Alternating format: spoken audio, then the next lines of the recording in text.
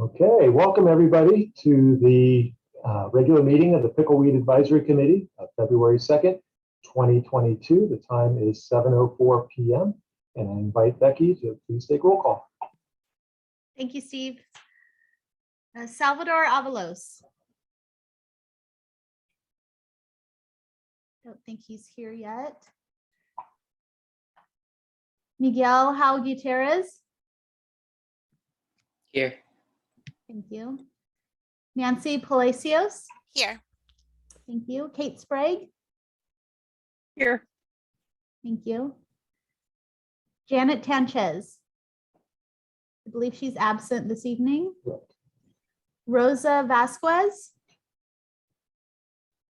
I don't think I've seen Rosa pop on yet. I see her icon. She's present. Oh, she's present. Thank you, Steve. Oh, thank you, Rosa. Okay, Louise Youst. She's present, yes. And Jaros Sabelos. Present. Thank you. Ariel Gutierrez. Here. Thank you. I'd like to give a special welcome to Miguel, who's our new youth member of the committee. He was appointed by City Council, but unfortunately he has not yet been sworn in by the city clerk, so he cannot act on official capacity tonight and vote. But we're very happy to have him on board, and we look forward to working with him in the future. So thank you for joining us. I'd also like to note for the record that we also have Catherine Kufa, the Assistant Library and Recreation Director, in attendance. Becky Orden, Senior Administrative Assistant. We have Tori Kelly from the Marin YMCA as a guest. Kelsey Roderer from Marin YMCA. Ryan Robinette from Marin FC. And Omar Carrera from Canal Alliance. So I'll invite Becky to explain to the public how they can participate in this evening's meeting.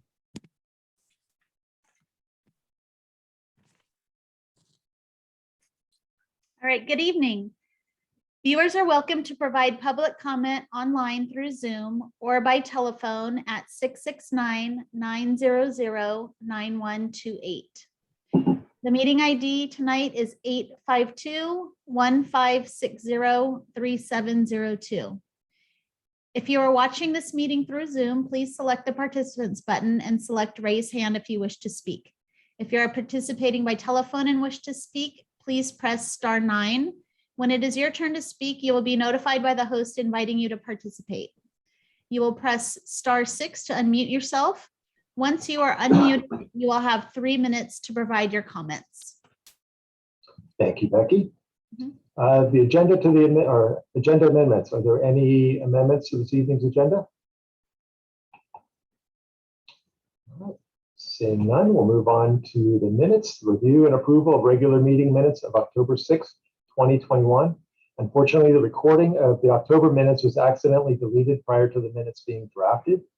Staff was able to put together most of it, but we could use some help in confirming who moved and seconded various items in the meeting, which was noted in red in your packet. Hopefully you've had a chance to look those over. So one question we had with the approval of the July minutes. Does anybody recall who moved those minutes?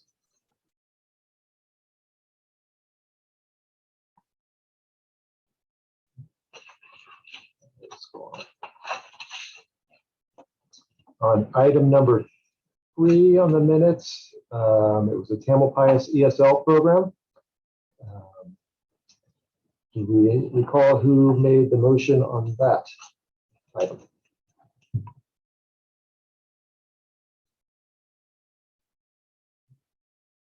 Nancy seconded it. Okay. And then the Voices Build Canal. We also had that Nancy seconded that one, but do we know who made the motion on that? Call.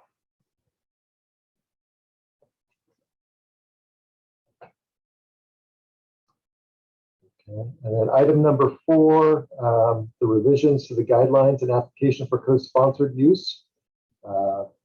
Janet had felt she seconded that motion. So if there's anybody who disagrees with that.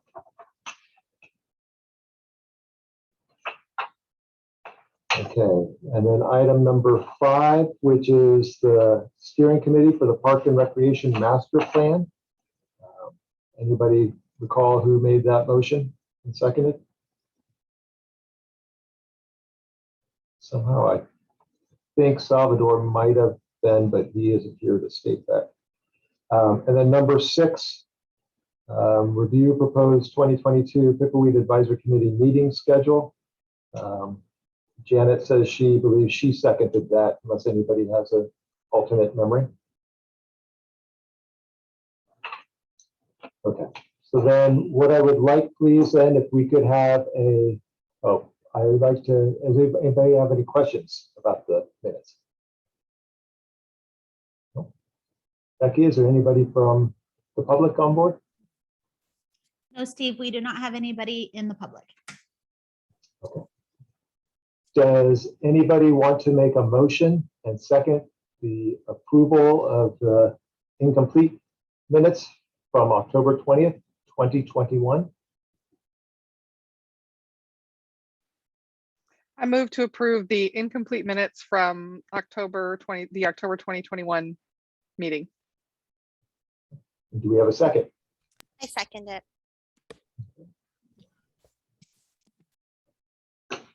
And then Becky, will you take roll call, please? Yes. Let's see here. Nancy Palacios, Present. Kate Sprague, Yes. Rosa Vasquez,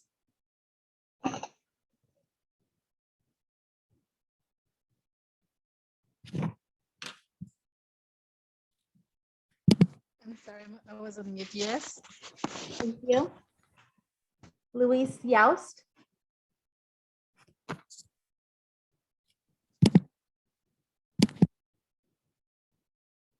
Yes, present. thank you. And Haro Sabelis, Present. thank you. Motion passed. Great. And the next item on the agenda is opening the meeting to public. I assume that nobody has joined us yet, Becky? Yes. So we'll move to matters before the committee. This evening, we implement the new application process that was adopted in 2021 to ensure the advisory committee can effectively and fully evaluate its co-sponsored programs, that all organizations have an equal opportunity to apply for facility use. Applications tonight target summer programming as determined by our application guidelines. The committee will receive the applications, supporting documents, and presentations, but not make a recommendation until their April 13th meeting. So item 3A is the Marin YMCA proposing their YMCA summer camp at Alboro Community Center. For many years, the Albert J. Borough Community Center and Pickleweed Park have been the home to a Kids Club summer program offered by Catholic Charities. Unfortunately, Catholic Charities lost funding for their popular after-school and summer program due to the pandemic. In 2021, following the isolation many children experienced from remote learning, the Albert J. Borough Community Center co-sponsored the Santa Fe City Schools and YMCA partnership to offer a summer program with a focus on recreation and socialization. Both the YMCA and the Santa Fe City Schools hope to continue this partnership in supporting Canal families with a summer program in 2022. The proposal is to serve over 75 school-identified low-income students with a safe program that will provide academic, social, and emotional development, all free of charge for the participants. The application requests use of many of the center's rooms and amenities, as was done in the past with Kids Club program and previous YMCA programs. In order to accommodate other programming in the facility, staff recommends granting the YMCA enough rooms for them to successfully base daily activities. Should the committee agree, additional rooms could then be granted on a daily space available basis. Generally, the activity fits well with the center's schedule and is very much needed in the community. The nonprofit value of a full co-sponsorship with reduced rooms totals $23,560, while still retaining space for other programs. A free reduction or waiver would potentially result in lost revenue to the city should a paying program be interested in renting the facility. Kelsey from the YMCA is here to present this evening to provide program overview and support their application, which is before the committee. Committee members will then have the opportunity to ask questions of the applicant. And Becky, Kelsey's going to want to share her screen. I'm actually going to share it. Kelsey. Actually, Tori's going to share her. And I have share screen, so I think I'm okay. Bear with us if our technology is funky, but. Thanks for the introduction, Steve. I don't think I've met many of you on this call. My name is Kelsey. I'm the Senior Director of Camp Programs at the Marin YMCA, and I also support the overall YMCA of San Francisco. I also had the pleasure of working with Steve at the Learning Hub there at Alborough in early, gosh, what year was that? 2021, I guess. And support our summer camp program that we had at the community center last summer. So thanks for the committee for having us today. I want to quickly go over with you all some of the impact that we've had over the past summer and what we're looking to do for the future.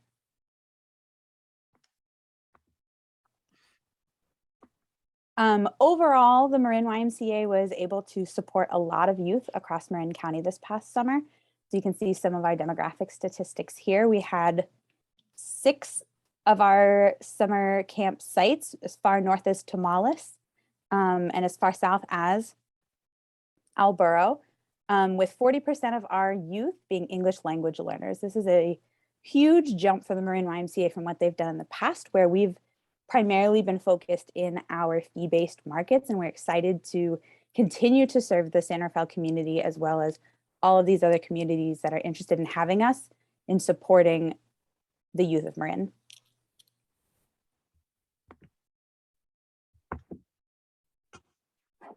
And now's my favorite part, the photos from last year.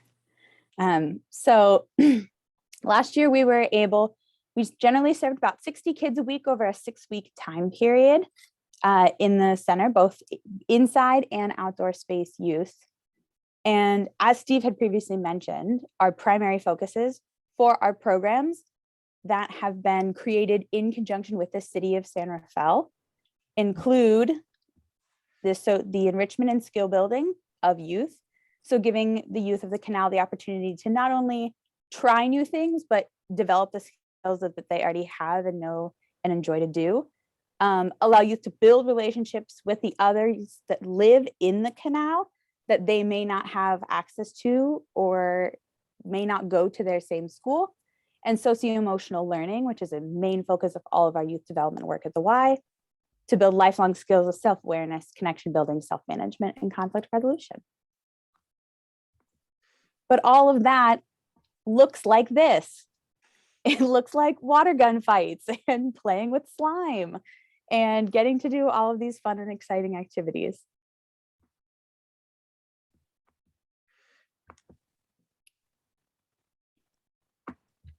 We also got to go over to the library a little bit last year too. That's academic literacy focused for this program. Enrollment for this is supported and also driven by the San Rafael City School District. So family advocates and school staff identify Canal youth eligible for this program. And as I mentioned, we get to do all the fun stuff at camp.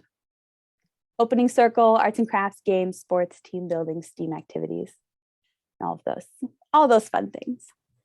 For summer 22, we're really excited about the opportunity to expand our reach in the Canal. So we're excited to be able to maximize the number of youth by monitoring the lists of who's coming every day. And if youth aren't in attendance, subbing them out and moving in more school identified youth to this program.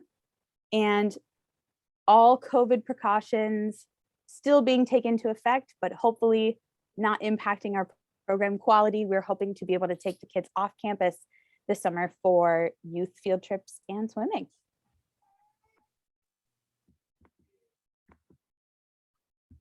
And if committee has any questions, please feel free to let us know. But also just want to, sorry, I'm Tori. I'm the Associate Executive Director for the Marin Y. So I'm working directly with Kelsey and directly with the San Rafael City Schools to activate this program. Just wanted to give a little bit of additional context to wanting to really support the Canal community further and embed additional resources. So we are actively, as an YMCA nonprofit organization, we're actively exploring and applying for grants, some with San Rafael City Schools and some without, to be able to also embed further services like mental health services into the summer camp program. So as any, family concerns, any kind of mental health alarms are sounded through the students or through the families, we do have support and resources available to them. And so we're actively recruiting other grant opportunities to bring intentional enrichment programs and additional wraparound services to these students in this community. And also going into the summer, Andrew and I are both part of our executive director and I are both part of a transformational leadership group, which is really giving us a really heavy internal look at our own leadership and how you bring people into the community work. So we're really intentionally going into this summer with wanting to gather the Canal families, the families who are invited, into some focus groups to really understand what they want for their children out of the summer, and what what the family want for their children, not just assuming what we know what the families want for their children, but really making sure to have some focus groups and then to have our after summer surveys really hone in and try to collect how we did in achieving the goals that the families had for their own children as well. So that's an additional layer we're really trying to embed in the wraparound services, but also the focus groups and the real parent involvement in helping to co-shape in whatever way they wish to be part of that, their children's experience, and then giving feedback on their children's experience at the end of the program is something that we're really excited and passionate about bringing in this year as well. Before we get to questions, I just want to say that at the April meeting, the Pickleweed Advisory Committee has the authority to grant a fee reduction, grant a full fee waiver, reject the application and ask the applicant to resubmit with additional information, or reject the co-sponsorship application altogether. Staff recommends that the Pickleweed Advisory Committee grant the YMCA a fee reduction or waiver for use of the rooms necessary to conduct the summer program for the Canal children at the Albert J. Boyle Community Center at Pickleweed Park, Monday through Friday, June 16th through July 29th, 2022, with permission for staff to grant additional space on a day-by-day basis, depending on availability. I'd now like to go through all of our members to see if anybody has any questions for our presenters today. And Miguel, we'll start with you. Do you have any questions? Yeah, I actually do. One of the questions I had was, what precautions are you taking for COVID? Good question. I was going to say, Tori and I didn't talk about which one of us are going to do questions. So I'm happy to share with you. So at this very moment, the precautions that we have for COVID include all staff and all youth stay masked both indoors and outdoors for programming, as well as in conjunction with the city of San Rafael, we have a comprehensive vaccination policy for our staff. And something that I think that we have learned as a program, and I think everyone can resonate with this space, is that those change over time. And so we have become very flexible and nimble, and we have great relationships with Marin County Department of Public Health and work in lockstep with them if and as new guidelines come out. So between now and when summer could open, Marin County guidelines could say, just kidding, no one has to wear masks. And we could go back to a place where everyone needs to be 6 feet apart from each other at every given moment.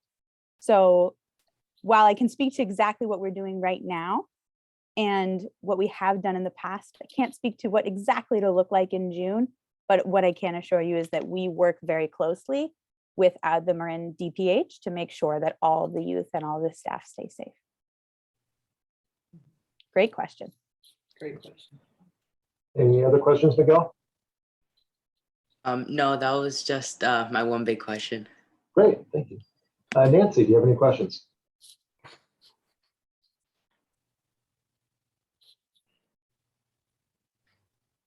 I think it's a fantastic program and definitely something that's needed in the community.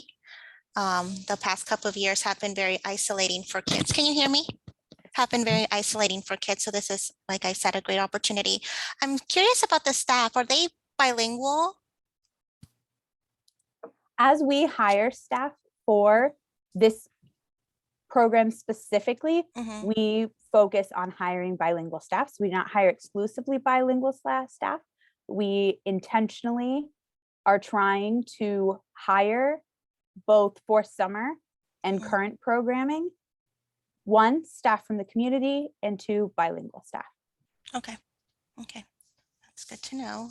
Um, and in reading the application, it says sometimes kids don't show up, right? And then you'll reach out to other community members. How do you do that? What's that process? And is there a reason, do you ask as to why that child isn't attending, or you're not allowed to ask those type of questions? The reach out process for youth who aren't attending Mhm.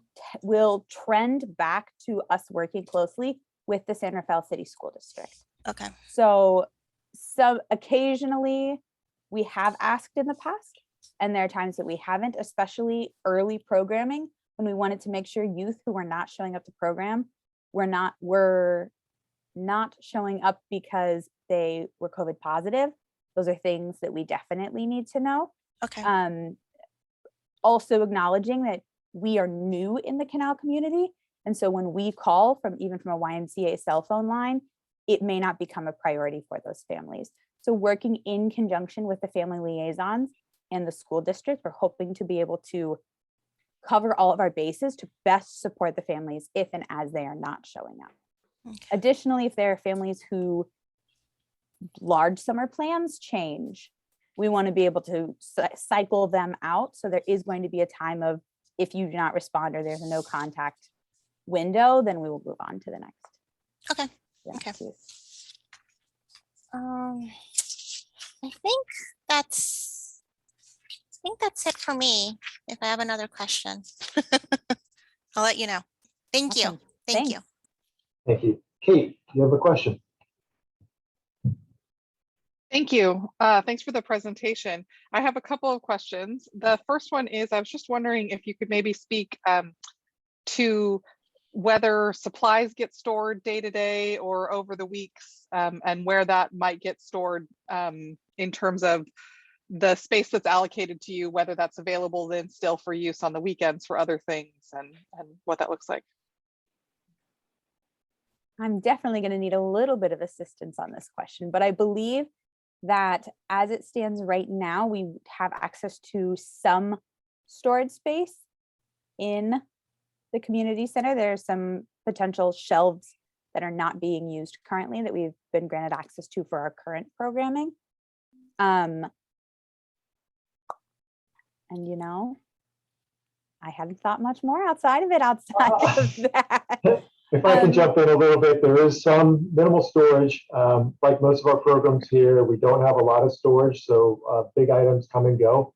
But the rooms need to be available for other programs in the evenings or times where the camp is not operating, weekends as you suggested. So it's we still do have that flexibility of all our rooms. Great. And then my one other question is,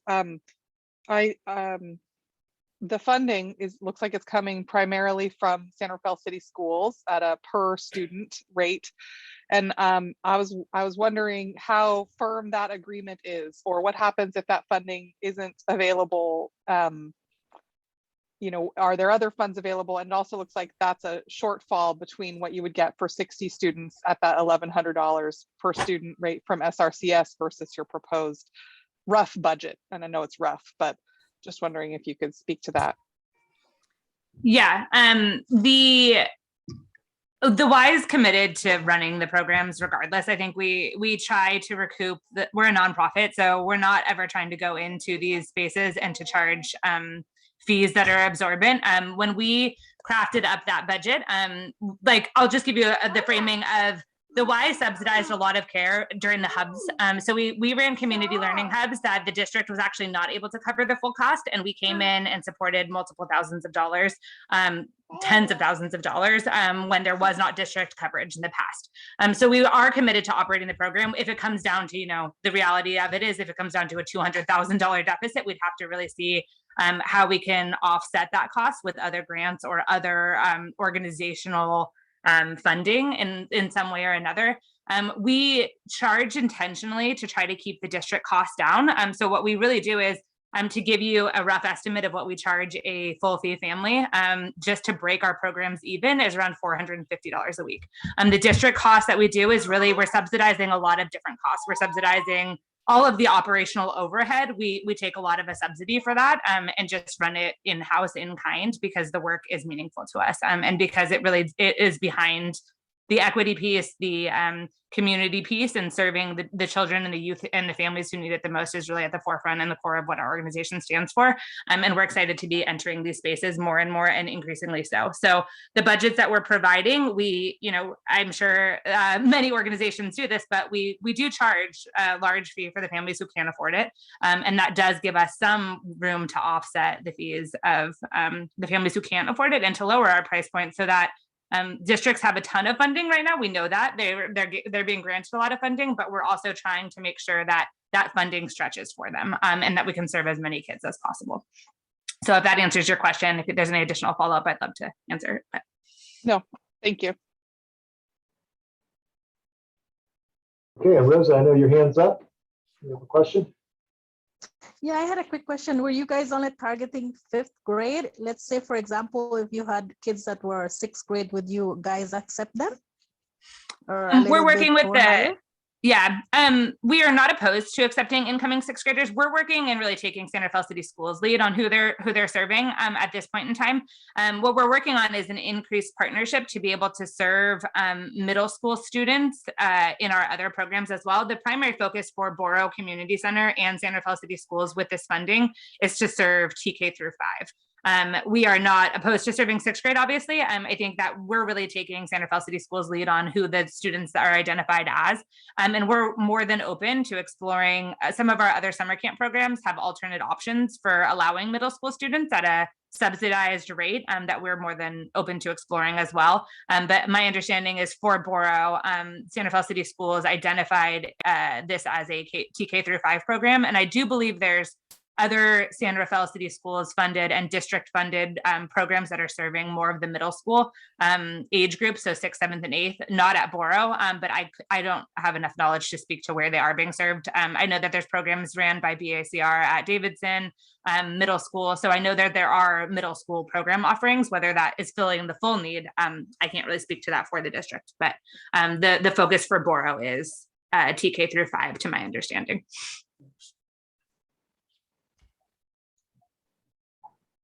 Rosa, Thank did you have other questions? Yeah, thank you. And then Louise. I'm wondering if there's any particular outreach to Vietnamese American youth in the Canal. I don't have the answer to that. That's a very interesting question.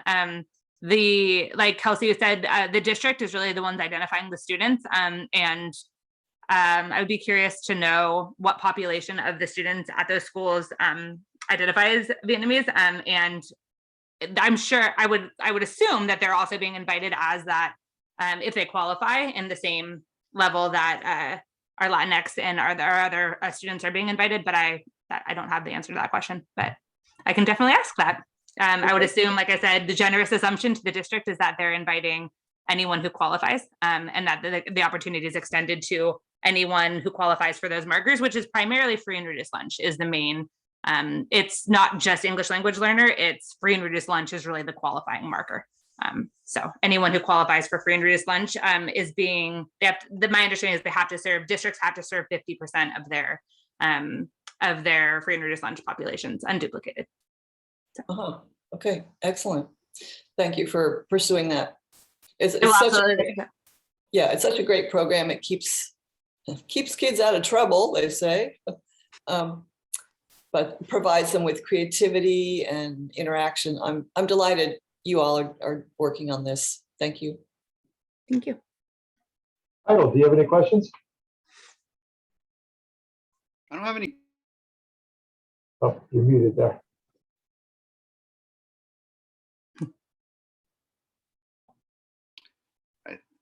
You're good. No. Yep. Yeah. Okay. I guess I just, I don't have any particular questions, but I guess I just wanted to attest to the quality of care and programming that the YMCA provides, particularly because I was part of the organization a few years back as a program lead at Manor Elementary. And so certainly I didn't recognize you at first. I was like, I met you a couple times. And so certainly I can attest to it as being part of the organization. And I find that it's incredibly important to sort of expand their services and the particular folks that we want to target within our communities to sort of bring more equity and diversity into the YMCA, but also to the services that in conjunction with the city of San Rafael that can provide. So thank you so much. Thank you. And Ariel, do you have any questions? No questions. Just want to say it sounds great. You guys are doing a great job, and I'm full of supportive of bringing it back. Thank you. And now we'd like to open this up for public comment. And that includes our other guests that are online. If anybody has any questions. Becky, do we have any other member from the comment? Hi, Steve. No, we do not have any public attendees at this time. Okay, so we'll close public comment, and that's the that wraps us up for the YMCA. So thank you for coming tonight, both Kelsey and Tori. Thanks for having us. Yeah, thank you for having us. Thanks for the consideration. Feel free to reach out if there's any other questions. I'm sure Steve can share the questions, pass them on. Any thoughts, questions that come up. Would love feedback as we go. So. Thank you both. I'm gonna go put a baby to bed now. It's okay to leave. Thank you. Yes. Thank you. And now we'll move on to item B, which is Canal Alliance and Marin Football Club, Canal FC at Marin FC. The Albert J. Boyle Community Center in Pickleweed Park has offered the Canal Mini Soccer League for many years. As that popular recreational program is intended for youth under 12 years of age, there is a void for Canal children above 12 to advance their soccer skills and play competitively within their community. Marin FC and Canal Alliance are partnering to provide instruction and comprehensive team play at a reasonable price in the Canal. The program will offer life structure and positive socialization, which is critical for youth in their early teens. The activity fits well in the center's schedule, conflicting primarily with Marin FC's traditionally paid rental hours, and is expected to be well received by community participants.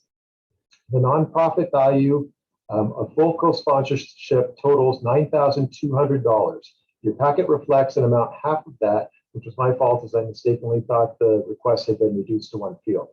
A fee reduction or waiver would potentially result in lost revenue to the city should a paying program be interested in renting the fields at that time. Brian from Marin FC and Omar from Canal Alliance are present to provide a program overview and support their application, which is before the committee, and committee members will then have time to ask questions. So I'll turn it over to Ryan, I believe, correct? Actually, Omar's going to start us off. Omar, okay, great. Welcome, Omar. Thank you, Steve. Good evening, committee. I hope that today what we're going to share with you excites you, because really is a reflection of what the community have been asking for a long time, is continue adding more enrichment opportunities for Canal residents. Canal FC is part of a bigger project, the Canal Alliance, along with the city and many other organizations are trying to do in the Canal, which is elevate the profile of the Canal neighborhood, highlight the contributions the Canal residents provide to the city and to the bigger community. You have seen some murals that we're doing, other murals. That's part of the work that we're doing to elevate and to recognize the Latino community as part of the city of San Rafael in the county of Marin. We also want to recognize with this program that the amazing talent of our young athletes the Canal has needs to be connected with programs they offer an opportunity to compete. That being said, Marin FC already provide that support, but what we tend to make Canal FC is, have more sense of ownership, but also more accessible, because we know the transportation parents' job schedules, students' responsibilities after school make sometimes very complicated for students to go to different fields where Marin FC is located. So Canal FC the idea is to bring the programmatic activities closer to them. This is a partnership with Marin FC, but also other groups who are not here today, but I would like to mention Access U. Access U is an organization that provides scholarship for young athletes. They are playing professional level. They pay for all the college education fee for them, so they can finish college and also continue playing professionally. We also have Voces de Canal. Members of Voces de Canal will be supporting this project, providing the parent engagement component and the promotion of it. And also this program is, as I mentioned, a reflection of what the residents of the Canal have communicated through the Voces de Canal report that was done in 2014, where they highlight adding enrichment and educational activities as a key priority for Canal residents. So that's the context, the overall program, and I would like just to invite Ryan to share a little more details about the programmatic activities that this program will offer. Yeah, thank you, Omar, and thank you, the committee, for giving us this opportunity. As Omar said, it's Marin FC and Canal Alliance and others partnering together to put together a program here for the year one. Our year one, because we don't know, the size of the program, the number of youth that we're going to get, we're really focused on providing a scalable solution that can scale from 20 up to over 100 kids. And what that looks like is that's a set of sessions with professional coaches. Each session is 90 minutes. So Tuesdays and Thursdays, 90-minute sessions, professional coaches that'll run for 32 of those sessions. So that runs all the way from August through November. And on weekends, then the children will have kids will have an opportunity to play games. So they'll be able to play games both against each other, will be parent-led, but also the opportunity for us to bring in Marin FC teams to be able to play against them, for us to be able to bring in Corn Dare and other soccer clubs in the area to be able to play against the youth as well. So all that's going to be determined based on both the skill level as assessed by the coaches, the bilingual coaches that will be doing the coaching, as well as the number of kids we have.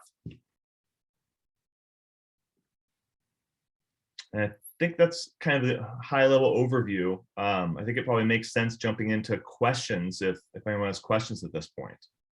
I just want to add that Omar and I have been talking about this for years, and it's transformed, it's changed a little bit, and he's really worked hard to make this possible for the community. I do want to mention, as we said with our previous applicant at the April meeting, the committee has the authority to grant the fee reduction, a fee waiver, or ask the applicant to resubmit information. Staff recommends that the Pickleweed Advisory Committee grant Canal FC and Marin FC a fee reduction or waiver for use of the Pickleweed soccer fields on Tuesdays, Thursdays, and Saturdays from August 1st to November 27th. And so now we'll open it up for questions, and we'll go through the list as we did before. And I'll start with you, Miguel, if you have any questions. I'd say it's pretty straightforward, so I'd say I don't have any questions. Great, thank you. Nancy? I think it's a fantastic program. Soccer is such an important part, I feel, of like my culture, a lot of people's culture in the Canal. It just brings a lot of people together, right? And I'm assuming it brings back memories for parents as well. So I think it's really, it's beautiful, it's fantastic. One of the questions I have is regarding outreach as to how you will go about with recruiting kids to be part of the program. Thank you. That is why we have the partnership with Voces de Canal. They are Canal residents, Canal leaders that have been in the front lines throughout the pandemic and many other projects. So they have the relations, the direct relationships with parents and residents. Okay. They will be supporting that effort, but also we will be leveraging our institutional connection with the community through social media and just direct text messaging. Mm-hmm. Do you have an idea as to how many kids may want to participate? That's the part that we don't know, and we are trying to identify the interest. One thing that I want to mention too is this program complements system program or the little kids. So we will be looking for in age group the continuum of that program, right? So we'll be looking at that, but we don't know. So we're going to be organizing some clinics, hopefully in March, so that we can invite players to come in and train with the professional coaches, so that we can understand the level of interest, the level of competition, and then we can start forming teams. Okay. Okay. And just to add on to that, one of the other hopes too with those clinics is start to build some excitement too. Right. So get the community excited about it. They get word of mouth as well. Fantastic. Great. Well, thank you so much. And Kate. Thanks. I'm excited to learn more about it. I was wondering if you could speak to the conflict with Marin FC paid hours, both what kind of limits that might put on Marin FC using the fields for games, and also what kind of loss in terms of paid revenue that might mean. Yeah, so Marin FC uses those fields for practices only, and it's one of many fields that we use. So it really comes down to kind of field availability. Those fields aren't really high up on our list, only because most of our teams are trying to find turf fields as much as possible. That way they have consistency around the playing surface. So I can't speak specifically to the amount, the lost revenue. I can go back and have our treasurer take a look at that and give you specifics on that as a follow-up if you'd like. Well, I guess like one question is, are the times Tuesdays, Thursdays, and Saturdays 3 times that you would typically as Marin FC have paid to rent the fields? Definitely not on Saturdays. There's a potential that we would have on a Tuesday or Thursday. Our teams, we've had approximately 1,000 kids in the program. So we have, we're using fields, 5 days a week for practices, and then Saturdays and Sundays for games. All across. Thank you. I mean, I think it's so great to think about the fields being used by the community. So I love that aspect of that. I was wondering too, you mentioned that this group might play other Marin FC teams or other club teams throughout Marin. Are they a branch of Marin FC then? Are they equivalent to the other Marin FC teams? Is it, I'm just kind of wondering how that looks, because obviously I'd like for the players from the Canal to be able to be part of the competitive Marin FC teams too. And so just kind of thinking about what that means for what they are right now. And I know it's a starting point. Yeah, it's a great question. So from all the kids will be registered under Marin FC. So both from an insurance standpoint, as well as giving them the ability to play on other Marin FC teams, go to tournaments, continue playing after the season is over with our spring teams if they want to, and we have scholarships to help support all of that. With regard to the level, we don't really know, so that's going to be one of the things that we'll evaluate as the kids come out. What level are they at? Can we actually form specific teams or not? Because if we end up with say 6 U13, 5 U14, it's very difficult to cobble a team together when you're playing against one age group, because they always have to play up to whatever that oldest youth is in that pool. Right. So those are all the kinds of things we're going to evaluate as we go through it and determine. That's why for this first incarnation, we're really looking at bringing in teams for them to play against, because that way we could bring in a U13 team, even if there's some U14 or U15 kids on the team, right? So based on ability and the coaches knowing all the teams in Marin FC, they can make determinations who would be good teams for them to play against. So it can be a competitive match. They can feel a part of the Canal and have the identity of being a Canal FC team playing against other teams, and continue to evolve and learn from there. All right, thank you for those details. Okay, Rosa, do you have any questions? My question, okay, I do. Well, more or less. I would say, suppose I know here in the Canal area, there's a great potential. There are many families, there are many kids, and my question would be, if let's say if you guys were going to go like over 100, would you ever accept any more, or 100 would be the limit? So we're open to accepting more. We're looking for additional funding as well to help offset that. If you look in the spreadsheet that was submitted as one of the components of this, Marin FC is subsidizing each player at $128 to reduce the cost down to $75. So, as a nonprofit, we only have so much, but we partner with Bank of Marin, we partner with Nike, with Gatorade, and others. So that we can look at continuing to get funding sources. So that's one of the things that we're going to evaluate from the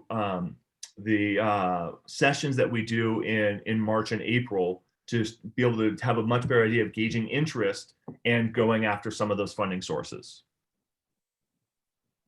Okay. Thank you. Thank you for explaining. Louise, do you have any questions?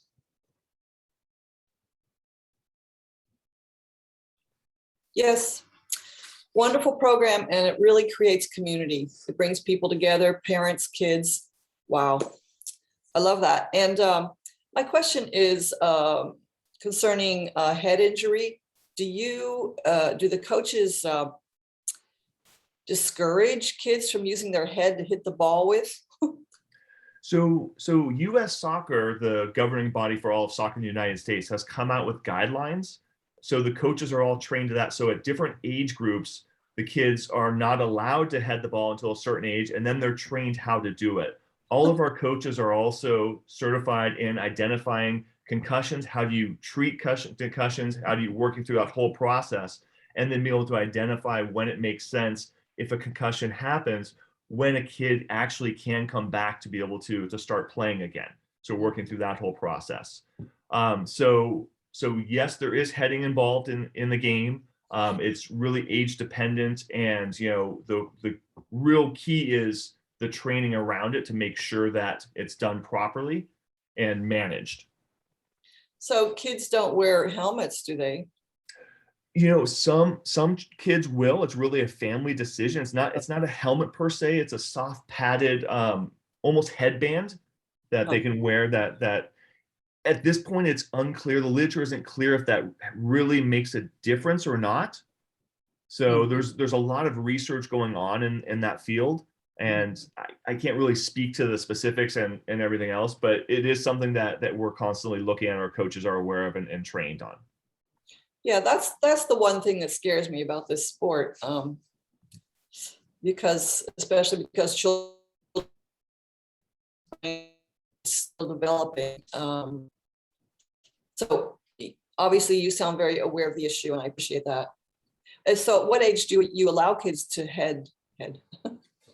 I would need to look at it. I'm a board member, so I'm not a coach, so I don't know. I'm not into the details of all of that, but I can get that information, get that back to you.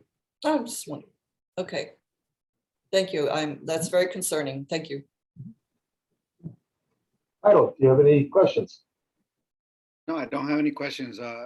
Actually, a couple of questions I had were answered already, but thank you so much for your presentation. And Ariel. I did have a question. Hi, Ryan. My question has to do with Saturday mornings. I believe Santa Fe Soccer had often used those fields Saturday mornings. Will this shift them out of that facility? That's a good question. We would need to look back and check in with San Rafael. You're talking about the San Rafael Rec program? Mm-hmm. Yeah, I know in the past they have used that, and we've used this competitive, so it's kind of been back and forth. I don't know if their current status, if they are using that at all. I'm not sure. They a little bit last year. It's been going down every year for both leagues, as Ryan was saying. The teams are going to other fields, especially since we're the last natural turf and need some help sometimes. But we did have some games last year. Yeah, my kid was at a few. Yeah. And I guess I just, I think the program sounds great. I should start with that. It seems great. And I know that this is something that Stephen Pickleweed has worked hard to get stuff like this going. Santa Fe Soccer is a rec league, so there's no prerequisite for joining, and it sounds like this program would do that. Or do you have to try out? There's no prerequisite for joining. So yeah, Okay. all kids will be invited to come out who wants to and the $75, if a family can't afford that, we will have scholarships to be able to reduce that cost or remove it completely if necessary. Okay. Yeah, I mean, like I said, Santa Fe Soccer is a rec league, so it's open to everyone, and it's tiny compared to Marin FC, and definitely does not have any way to facilitate something like this. But I'd hate for them to lose space. I know that Pickleweed, I'm pretty sure, I say I know, but I'm pretty sure is the only Santa Fe park that Santa Fe youth soccer plays at. Everything else is the schools, or we go out to different cities. So it's sort of the last field that Santa Fe Soccer can get. There's just not a lot of parks. So I just would worry that if Saturday morning is being taken from that, like Steve said, they're going to more turf fields, which I understand is great when it's rainy weather, as we experienced a lot this fall, but I don't know that they're leaving because of that, or are they leaving because they don't get their applications in early enough to get this field? I don't know that answer. Well, so I don't know if you do, Steve. The same gentleman who does our field scheduling, Chas Thorpe, also does the field scheduling for San Rafael Rec. Mm-hmm. So I believe he would be the one responsible. So he would get the applications in for all of those. Okay. Okay. My understanding, and I need to go verify all this, and I can check with Chaz and get back to you guys on this, is that they've moved more and more of their games to Davidson, because Davidson added more grass when they converted that used to be a dirt area. Portables. Yeah, so they've got more space out there now. And they play a lot of their games at Phoenicia Valley and also at San Rafael High in the grass there. And then when they get to Mesa, so I believe that's age 13 or 14. It's fifth grade and up. Okay, so they start competing against the other clubs. So that's where they start, traveling a little bit for that. Yeah, that's when it goes to Pickleweed and beyond. All right. Thank you. Okay, Becky, do we have any members of the public that have joined us? No, we do not, Steve. Okay. Well, unless anybody has any further comments, I want to thank both Brian and Omar for coming this evening and for submitting this application. Thank you for the opportunity. Yeah, thank you for the opportunity and consideration. Have a great night. You too. Thank you. I have one question. Oh, yeah. Yep, sorry. Sorry, I was muted. Quick question. You probably answered this. Will these be co-ed teams? So yes, we will have girls teams and boys teams. Okay. So it'll be separate. Okay. So, and they will be coached, by both professional coaches. We don't know what that makeup will look like, obviously, because we don't know the numbers at this point. Okay. Okay. Thank you. And I think if, we move forward with this, definitely try to get those girls out there, because it'll be fantastic. Yeah, I agree. My wife and I, when we first got married, coached a girls team in the Canal at Pickleweed. So 24 years ago. But yeah, my wife is a Spanish speaker, and we had to go to each family's house to be able to get the girls to come out. So it was a lot of work back then. Well, if you need some help, I could help with that too. That'd be awesome. Thank you. Thank you. Thanks. Have a good night. I actually have one more question. Sorry, but I was debating whether to ask it. Is the program for the younger kids, you're still planning to go with that? Is that a separate application or not, as something that you apply for a waiver with? That's a program that we do through us, and that's the Canal Mini Soccer League. Okay, all right. We've partnered, so that will continue. We've talked about this before, with the volunteers we have for that, should someday they might disappear, this program can maybe take over that younger component, but right now as proposed, they'll stay separate, so they will still register through us to participate in the Canal Mini Soccer League. Okay, awesome. Thank you. Any other questions? Yes. Oh, you're muted still. So what age? I'm sorry. Go ahead. First. Go ahead, finish your question, and then I'll continue. Louise Rosa said you can go first. So. Oh, okay. So what age is the younger group of soccer players? What ages? Under 12. So it's from 4 to 12. 4 to 12. Yeah. Excellent. So it's a recreational fun league. You know, it's not competitive. They learn skills. So this program would take them up to give them more skills to be competitive. I see. 4 years old. That's amazing. Thank you. And Rosa. Hi, Ryan. I had a comment for you since you know about buses with Canal. I'm a member of them, so if you need our help, you can contact us like what Omar had said. Great, thank you very much. I I'll be appreciate it. happy.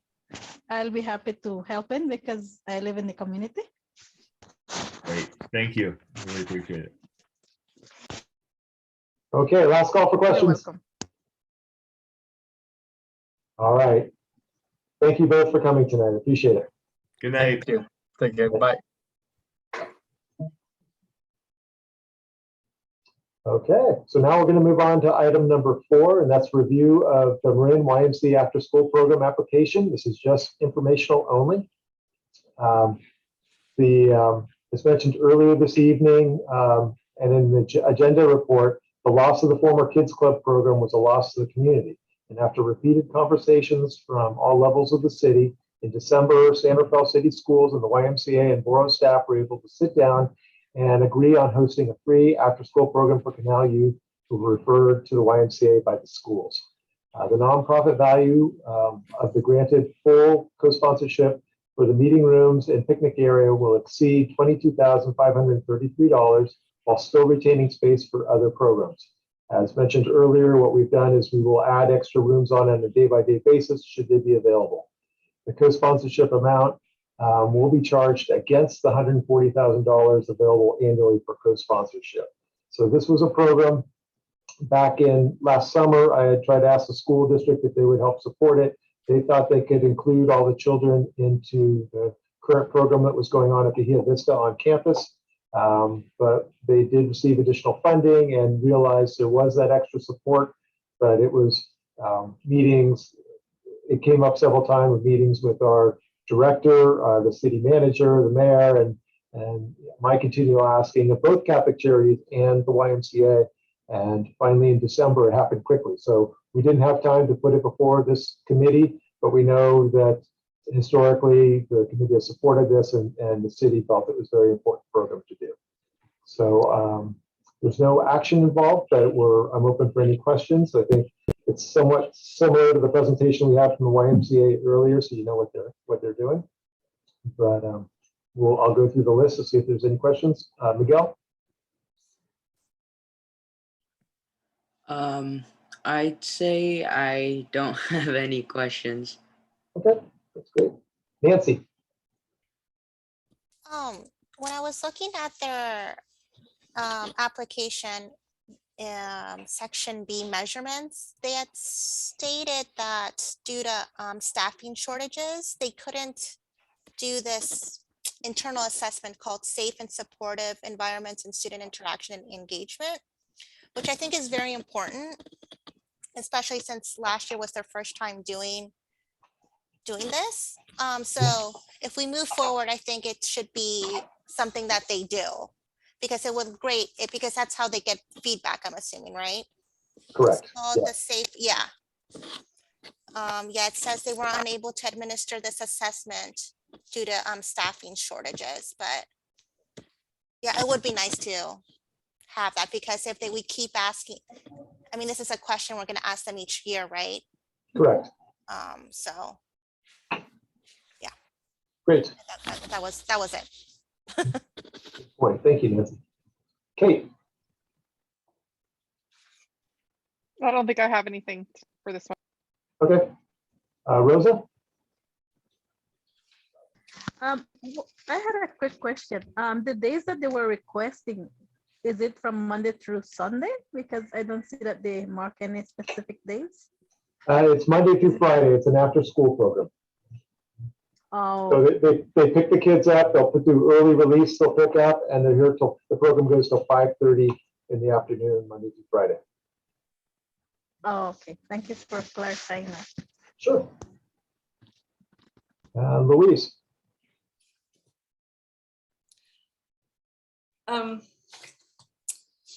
I don't think I have any questions. So, except that, so this runs January 4th through June, Through the end of school, yeah. the end of school. Okay. So kids arrive around 2 o'clock or? There's YMCA staff walk over to Bahia Vista School and pick up the children and walk them back to the center. They also provide snacks. They get hot snacks from the school and bring that back. Nice. So they'll do playtime, homework time, different activities. And then we do have some kids that do arrive by bus, and they're met right out in front of the center by the YMCA staff and escorted into the program. Okay. So I assume that all COVID precautions are taken with this after school program. Yes. Mask. Yeah. Yep. And that's a rule of the center too. Anybody coming in has to wear a mask. And the YMCA has been very good about supporting that. And we disinfect the rooms every night. Our staff does that, but they have been following protocol. And if somebody tests positive, they'll usually find out from the school, but they follow all the county guidelines as far as that's concerned. Okay, super. It's great. Thank you for your hard work on that. Sure. And Heidel. I have no questions. Very familiar with the program itself. So Great. Well, now that I know we can draft you for short staff. yeah, definitely. I can help whenever the opportunity arises. Good. And Ariel's got her hand up. Yes, and sorry, I have to leave. My husband's at a Little League meeting, and there's our offsite. So, no, sounds great. I'm sorry I have to leave early. I just wanted to say thank you guys so much. I know you're just put your heart into these programs, and they seem great. All of the ones that we heard about tonight, and the YMCA's work and Marin FC. So thank you guys. Well, thanks for joining us tonight. Thank you. Okay, and then now we're going to item number 5, and that's just a review of a thank you letter. It's informational only. It's in your packet. It was a nice letter from Voices to Canal, and it's rare for us to get a thank you letter immediately after the meeting, so I just wanted to make sure we shared that to you, so you realize that the groups do appreciate our support. I don't know if there'll be any questions, but we'll go through real quick. Miguel, do you have any questions about the letter? No, I do not. Okay. Nancy? No, but I know that Voices El Canal partnered up with, was it Lucky Penny Bread? Sarah from Lucky Penny Bread and maybe Salon B to gather presents for kids in the canal, which I thought was fantastic. They're great. They're great people. So good job. Sure. You know, 2 Dia de los Muertos ago, reached out to all the businesses, and she hopped on that right away. And then just, what else can I do? And she's very enthusiastic and very giving. And they collected a lot of things back to school for the kids. So that was wonderful.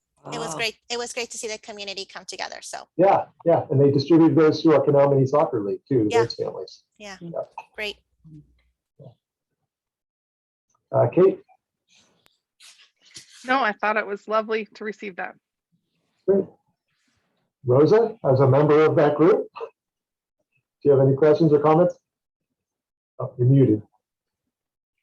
Yes, sorry.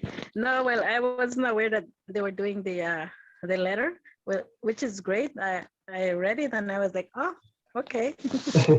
Well, as what Member Palacio was saying on the present that they gave away, it was a huge success. And so I was so happy and thankful for all those, the whole community that came together and helped, because this was an amazing, oh my goodness, I couldn't believe it when I saw everything. So, and thank you for everyone, or you, if anyone was involved as the members, anyone that gave up, thank you. I really appreciate. Everyone was really happy, especially on the kids side. Thank you, Rosa. And Louise? No. No comment. Okay. No. Great program. Good. Heidel? No comment. Thank you. Okay, well, that's good. All right, and Becky, any members of the public? No, Steve, we do not have any attendees. Okay, just have to check. And now to item 6, is any brief reports on meetings and community events attended by committee members. You don't feel like you have to contribute, but if there's something that you thought you'd like to share with the group, you're welcome to. Miguel, you're our new member. I don't know, you're just kind of getting on board, but is there anything you'd like to share at this time? I don't think so. I think everything was just really straightforward because all the information was there. We just had to kind of just like process it and just see what they're trying to contribute to the community. Okay. And then we've got Nancy. No comment. Kate. I would just say my family is very thrilled that the Pickleweed Library branch is open again on Saturdays and has increased hours again. Yay! Good. Good feedback. We like that. Mhm. Rosa? Any meetings you attended? I don't you have wanna any report? comment. Okay. Louise? Well, no meetings, but what about that party we had in December? It was fabulous. This was the party that given by the city for the boards and commissions of San Rafael. I was there. Was anyone else here at the program? Oh, okay. Next year, don't miss it. It's delightful. You get to meet your city council members, especially our very own Ymca Gulati. She is wonderful. And of course, you meet the mayor who has so much energy and vibrancy, Kate Collins, and city staff, other board members. Oh, it was great. Steve was there, and I think he and I were the only representatives from here, right? Janet attended, and Ariel from the Park and Rec Commission, she was there as well. Okay, okay. Yeah, it was a lot of fun. So put that on your calendar for next December, folks. And Heidel? No particular comments. I just wanted to say that it's great to sort of be part of this meeting and see the diversity and opportunity that are arising. And especially now that we're sort of on, I hope, the other end of COVID, or somewhat figuring out how to live with it. Getting some back to some normalcy. That's great. Well, I just want to add to what you said, and I think Catherine agrees with me that it's nice. We went through some changes 2 years ago with this committee, as Louise, a longtime member, knows, and we kind of went dormant for a while we regrouped, and then COVID kind of messed things up, and then we did some other changes. But we're really thrilled that this committee has come and it's so vibrant, and we're getting to do this. And we might be off to a little slow start because a lot of programs are a little hesitant with COVID still, but it's going to let us kind of get into stride, and I think it's going to be great. So we appreciate that all of you are participating in this as well. Okay, so I assume there's no members of the public there, so we'll move on to number 7, events of interest, and that is my opportunity. We've had a lot going on since our last meeting, and I'm only going to touch on a few things. But since we met in October, one thing was very successful, in my opinion, is the Dia de los Muertos event. Our own Louise Yost helped welcome people by playing her steel pan, as she always does, in our lobby coming in. People really adhered to the mask mandate. There was a few people that kind of slipped in and didn't realize, and as soon as you told them, they didn't give you any problems. They went and got a mask and put it on. And we got a lot of feedback on how it just felt good to the community. So we were happy with that. Regarding staffing, unfortunately, we've lost Jennifer, who's our afternoon clerical aide up at the front desk. She received a full-time benefit position in another organization, so she's been with us for about 6 months. She really fit in nicely, but we're happy for her, so we're hoping to be recruiting soon. Denise, who works our mornings, is trying to work as much afternoons as possible to help fill in. As you know, afternoons are a real busy time. On the building itself, we suffered multiple facility leaks, especially in those storms we had in late November and in December. It came down pretty heavy. We've been dealing with this for quite a while. And the Public Works, thanks to Catherine and Susan's support, Public Works has started shifting they were working on the settling of the building and trying to adjust that. Well, now they're flipping that and they're going to be working on the rooftop, patching the roof, and a lot of that roof revolves around fixing the air conditioning, heating units that are up there. So we're trying to figure that out. Public Works was able to patch a big leak that we had, so we're making progress on that, which is good. Some sad news that we have, and I first of all want to say thank you to Catherine because she put a lot of effort into this, but the Prop 68 that we were really trying to get to renovate the whole park and especially convert the soccer fields to synthetic turf, we did not get the grant. It's very competitive, and as has happened in the past, we compete against other communities that don't have a field or park space at all. So it gets very difficult. And although, I think the state believes there's a need for it and the priority of things, we didn't get it this time. However, upon direction from the mayor and city manager, Catherine has been applying for other state grants, and the city has identified potential funding to help convert the soccer field and maybe do some of the other amenities. So we're going to see how this one grant pays off, but we're still making progress toward synthetic turf field and some park amenities. And the one thing Omar had mentioned, and a representative from canalart.org came in and met with me in December, and they've got a lot of ideas, as Omar briefly mentioned. They had done the murals at the Canal Alliance, the beautiful welcome mural on the Kerner and Bellum, and they want to kind of expand toward the center here. And I just listened to some of their, we really want to celebrate the culture celebrations here. And we had actually thought about, well, one, the city is reviewing its public art process, the policy, and Canal Art is part of this process too, as far as doing that. So we're hoping by late spring, early summer, we might have a policy that would apply all over the city as far as public art. As part of the Prop 68 grant, as you know, we did a lot of public outreach, and there was a lot of community input that wanted a mural, and we had identified the back of the restrooms in the picnic area. That area serves as kind of a backdrop when we have meetings, community gatherings, where somebody would stand or where we have music facing out. So we thought it was a good location for a mural. We don't want to establish a wall where it could cause problems behind it, but it's an established building. That's an idea that we have for that. We also have wanted to expand. Some of you have seen the murals hanging in our hallways here. Years ago, Dominican University donated a little hanging rack that goes along the roof line of the center. And we'd love to expand that on either side and have a rotating exhibit that many different groups, including Drawbridge, who you approved in the October meeting, they do artwork. The Canal Youth and Family Council, they've got a Canal Arts program. Canal Arts could do something, and we'd have a Dia de los Muertos, and rotate and have a large variety of cultural artwork that can come up on an ever-changing basis. So we'd love to suggest something like that.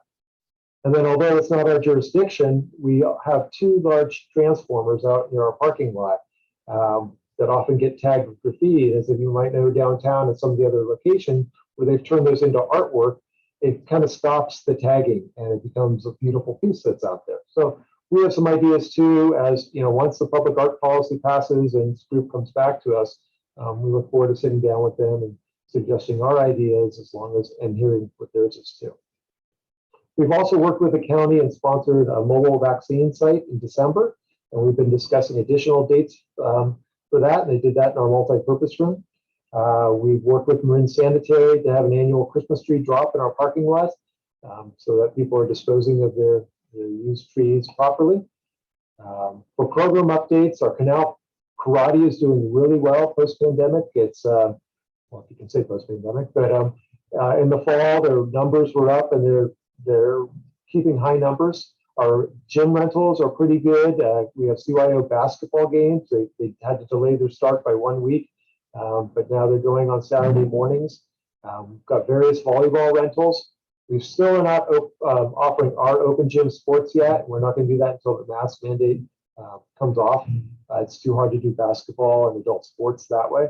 And we did lose one of our Dave Fromer's youth soccer program in there this year because of COVID. But we are getting some programs, which is great. We've recently been receiving interest from different groups wanting to rent more regularly on Saturdays for family celebrations. August is going to start filling up because we've got a lot of people coming in. Right now, we're about 50-50 on our weekends. Half the Saturdays a month have big celebrations and others aren't. But people are still a little worried and concerned. Some are postponing. We're currently this week holding a vote for our movies in the park on our center's Facebook site. We posted that. We've got 6 choices for people. The movie will be in Spanish on Friday, September 23rd. So if you want to vote, hop on Facebook by tomorrow and cast your vote. Our bridge program that we had on Monday, Tuesday, that was a good one. That was in the morning time, so it didn't conflict with a lot of other programs. The pandemic was tough. Virtual programs were tough for a lot of programs to continue. But actually, bridge picked up, and these are a lot of seniors or older adults that were playing. And surprisingly, I always thought it was such a social interaction for them to come. But they had a hard time coming back, especially with masks on. They tried once after the holidays, and they've decided not to come back this year unless they have a tremendous increase. So it was a good revenue source for us, and unfortunately, we're sad to see them go. Drawbridge, which you approved in October, they canceled for the month of January, and they are going to resume on Valentine's Day due to COVID concerns. I'm really excited that the Canal Youth and Family Council, who put on the Canal Arts program the second Saturday of the month, they have not done anything since the pandemic in March of 2020. And after prodding them, they're finally going to come back on February 12th with a Valentine art program and participate in, and hopefully resume their monthly art program for the kids. And that's a free program for the community. And then we had a long-running Saturday morning dance program rental, and they are going to test the waters and try a date in March to see if they have a lot of their former participants come back. And if so, we might resume that regular rental, which was a good source for us. That's kind of highlighted things, and I'm willing to, or happy to take any questions if anybody has them. We can go through the list again with Miguel. I don't think I have any questions. Okay, thank you. Nancy? I don't have any questions, but I did go to the other Los Muertos event, and it was just absolutely fantastic. The amount of people that went, and from a lot of parts of Marin, not just the Canal neighborhood. It was really beautiful, kind of emotional. Just seeing all the dancing, the music. It was really great. It was probably one of my highlights of last year, when it's been hard to get together as a community. So thank you. Sure, we appreciate you coming too. Kate? I love hearing all the things that are happening. My only question is, I feel like, is the best place to find out about things like the karate or things like that on the Facebook page? Because I feel like we have trouble figuring out how to get signed up for things that are happening, or where to go to get the information about the different things that happen at the community center. It's for Canal Karate, the city website is good. You can look at our Facebook. We'll usually post something but that's on our city website. There are a few programs that we do. Some are in partnership, or some we are really trying to cater to the canal kids or communities rather than put it out. So we don't put it in our guide because the low cost, we'd attract a lot of other people, and we wouldn't be able to have the capacity to serve the canal kids. So I would check Facebook for most of them, but our website does have programs as well. And we finally are going back to a printed brochure that we just received. It should be going out, hitting mailboxes later this week, hopefully. So watch your mailboxes for our department catalog. Okay, thanks. Sure. And Rosa? I don't have any questions, but I did like the Dia de los Muertos, like what Member Palacio had said. It was a huge success, because it looks like there was a lot of people that were participating this year, and they doing all those decoration, which I guess everyone wanted to help. I wanted to be involved, but unfortunately not everyone could be there because of the spacing. And yeah, really loved it. I was there too. you know, we did a hybrid, as you might remember, of downtown altars and here, and I was a little worried that, you know, maybe we wouldn't get enough to make either one look good, but we did fine on both locations, downtown and here too. So I think the community was ready to do something fun and positive. Thank you, Rosa. Heidel? No, I don't have any particular comment. Okay. And Louise, I skipped over you. I'm sorry. You're muted, Louise. The art murals are a really wonderful idea on the side of the building. How would you prevent graffiti from being drawn on them? That would be a risk. So, you know, it tends that people have respect for that, or more respect than a blank canvas of a wall. But it would be tough, and that'd be something, you know, I'm not sure how this policy is going, but I would think the city would want to have a relationship with the artist or the person who was putting it up there, that they would then help maintain or, you know, take care of it if something was sad. Don't they put some kind of coating on it? I think it depends on the surface, and it's still, you know, things could happen. So there is that potential. Okay, thanks. Sure. Okay. And assuming there's no members of the public, we've gotten down to the bottom. Our next regular meeting will be October 13th, 2022. And at that meeting, you will be able to make recommendations on the two proposals we heard this evening. And we'll also be seeing presentations for the school year program. So we'll see how many applications. I did Drawbridge, who you reviewed in October. They submitted an application in time for this run, but it was more for a school year program. We had just approved them. So I have postponed them until our next one, when it's more time appropriate for them. Are there any questions? So I had a question. Yes. Steve, you said until October 13th? April 13th, sorry. April 13th. Okay. April 13th is our next meeting. Oh, okay. Okay, thank you. I'm just Yeah. checking. Louise? Did you have a No, question? I thought you said October 22 Okay. meeting. Okay. Okay. I must have by mistake. All right. Well, thank you, everybody, for giving up your Wednesday night. We really appreciate your dedication and all of your input on this. So I look forward to seeing you. And then Miguel, I reached out to Lindsay after you and I corresponded right before the meeting, and she apologized profusely. She's very disappointed she wasn't able to swear you in, but she will connect with you very soon, she said. So you will be official for our next meeting. Sounds great. Great. All right, everybody. Thank you very much. We'll talk to you soon. Thank you. Good Bye. Good night. everybody. Oh, and I'm Good closing the night. meeting at 8:27. Becky. Ciao. Good night. Good night.